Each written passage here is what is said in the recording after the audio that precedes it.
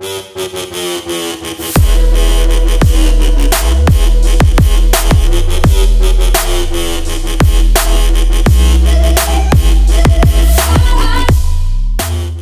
शेतकरी बंधूंनो, आज आपण ड्रॅगन फ्रूट या विषयावर माहिती घेणार आहोत। तर ड्रॅगन फ्रूट पिकासाठी हवामान कसं लागतं, जमीन कशी असावी, पाणी व्यवस्थापन, खत व्यवस्थापन, कीड रोग नियंत्रण, एकरी उत्पादन कसं वाढवलं जातं किंवा कमी पाण्याच्या भागामध्ये कसं ड्रॅगन फ्रूट वाढवलं जातं त्याविषयी आपण माहिती बघणार आहोत।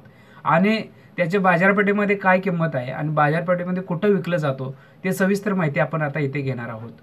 तर ड्रॅगन फ्रूट हे आकर्षक रंगाचे परंतु तरीही ड्रॅगन या भीतीदायक नावाने ओळखले जाणारे हे निवडून कॅक्टस वर्गातील फळपीक असून या फळाचे मूळ स्थान मेक्सिको आणि अमेरिका आहे।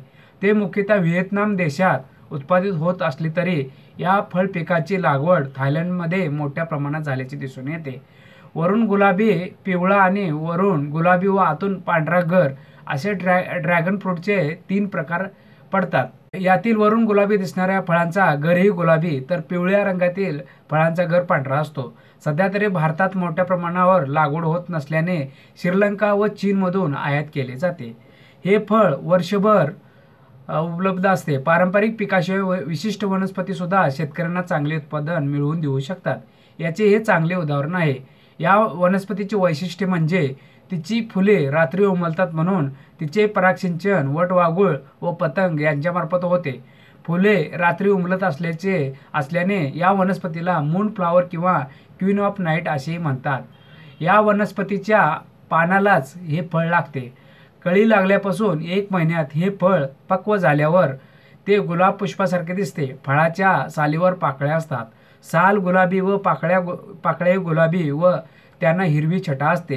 अंडाकृती आकाराच्या या फळांचा काप घेतला तर ते पेरूसारखे दिसते। आतला गर पांढरा व त्यात सब्जासारख्या बारीक काळ्या रंगाच्या बिया असतात। फळांचा गर तोंडात टाकताच आईस्क्रीम प्रमाणे विरघळतो किंवा पियर प्रमाणे याची चव आंबूस थोडीशी गोड अशी असते। हे फळ गंधहीन असते। फळात कॅलरीज अत्यंत कमी असून क जीवनसत्व अधिक असते। तसेच कॅल्शियम आणि फॉस्फरस ही पोषक तत्वे ह्या फळात असतात। Salad, soup, table dish, Thai curry यासाठी या फळाचा वापर केला जातो। आपल्या प्रदेशातील ड्रॅगन फ्रूटच्या चवीत फारसा फरक नसतो, मात्र आपल्याकडील फळांचा आकार थोडा कमी असतो। वातावरणात आर्द्रता जास्त असते तर फळांचा आकार वजनही चांगले मिळते। तरीही आपल्याकडील ड्रॅगन फ्रूट हे फळ सुमारे 1 किलो वजनाचे असते। हवामान आणि जमीन ही वनस्पती मध्यम पाऊस असणाऱ्या कोरड्या हवामानात वाढते। अति पाऊस व अति थंड हवामानात तिची वाढ होत नाही। 35 ते 40 अंश सेल्सिअस पुढे तापमान गेल्यास सनबर्नचा धोका असल्याने सावली किंवा फॉगर्स किंवा पाण्याची फवारणी यासारखे उपाय घ्यावे लागतात। कोणत्याही प्रकारच्या जमिनीत वाढू शकणारी वनस्पती आहे, परंतु पाण्याचा निचरा होणाऱ्या मुरमाड व हलक्या प्रतीच्या जमिनीत चांगली वाढ होते। फळांच्या चांगल्या प्रतीसाठी पाण्याचा निचरा होणे ही बाब अत्यंत आवश्यक आहे। ड्रॅगन फ्रूटची लागवड 14 बाय 7 फूट अंतरावर करतात। लागवडीसाठी काही ठिकाणी या फळ पिकाची रोपे 50 ते 60 रुपये या भावाने विकत मिळतात। हे पीक निवडुंगाच्या प्रकारातील असल्याने त्याचा आधार देण्यासाठी एकरी 400 याप्रमाणे सिमेंटचे खांब उभे करावे लागतात। कुंपणासाठी वापरल्या जाणाऱ्या खांबांचा वेलींना आधार द्यावा लागतो। त्यासाठी मातीचे भोत तयार करून खांबाच्या जवळ ड्रॅगन फ्रूटच्या एका वेळी 4 बाजूस 4 रोपांची लागवड करतात। पाण्याचा निचरा होण्यासाठी प्रत्येक बोध हा सुमारे 3 फूट उंचीचा करून घेतात। एकाच ओळीतील प्रत्येक खांबावरून लोखंडी तार ओढून मांडव तयार करतात। खत व्यवस्थापन लागवड करतेवेळी प्रत्येक सिमेंटच्या खांबाभोवती 1 पाटी चांगले कुजलेले शेणखत घालतात। 1 वर्षानंतर फळधारणा झाल्यानंतर प्रति झाड 200 gram super phosphate, 200 gram potash, 10 gram सूक्ष्म अन्नद्रव्ये व 50 ग्रॅम सिलिकॉनची मात्रा देतात। फळांचा बहार धरण्यासाठी वर्षातून 1 वेळा ही मात्रा द्यावी लागते।